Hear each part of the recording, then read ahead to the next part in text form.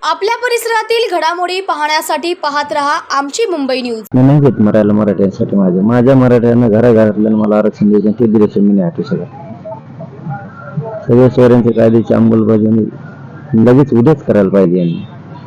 वेळ कशाला लांब देता उन्हा करून म्हणजे माणसं पेशंटला आत्ता बसले 15 तारखेच्या दिवशी तुम्ही 20 तारखेला किती नालायक म्हणायला लागेल या सरकारला. 15 तारखेच्या दिवशी 20 तारखेला असं विभाग ऐकू येते म्हणून. अरे तुमच्यासारखे महानालायक बरे महानालायक तुमच्यापेक्षा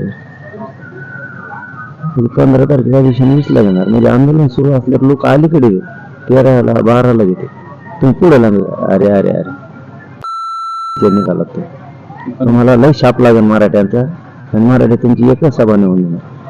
तुमच्या कशा सभा होत्या ते आम्ही बघतो आता. पण मराठी इथे येऊन तुम्हाला आग्रह करतायत, सरकार पातळीवरची चर्चा चालू आहे, तुमचा जीव महत्वाचा आहे असं ते म्हणतायत. तुमचा जीव गेल्यानंतर मग काय? माझा जीव जरी गेला तरी मराठ्यांना आरक्षण मिळणार. घराघरातल्या मराठीला आरक्षण दिल्याशिवाय मी मागं हटू शकत. माझा जीव गेल्यावर सरकार महाराष्ट्रात राहील, मंत्री आमदार इकडे आता लाखांना रीग लागली अंतरवाली.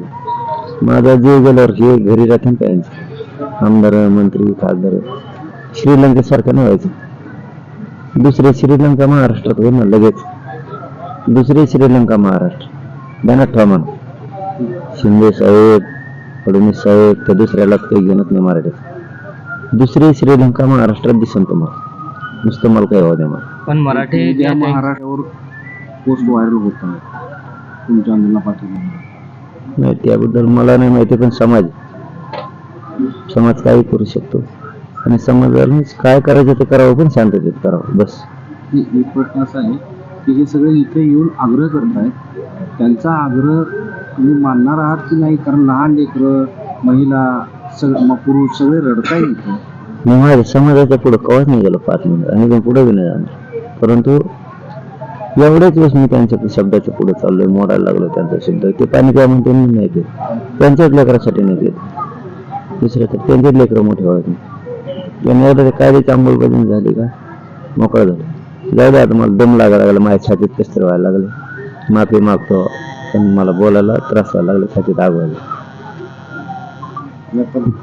खाजगी डॉक्टरांच्या वतीने पुढे चेक झालं तर बरं आहे. कारण तुमच्या डॉक्टरांकडून असं सगळ्यांचा आग्रह आहे, त्याचा जरा थोडा विचार करावा असं सगळ्यांचं म्हणणं आहे. तुमची त्याबद्दलची भूमिका.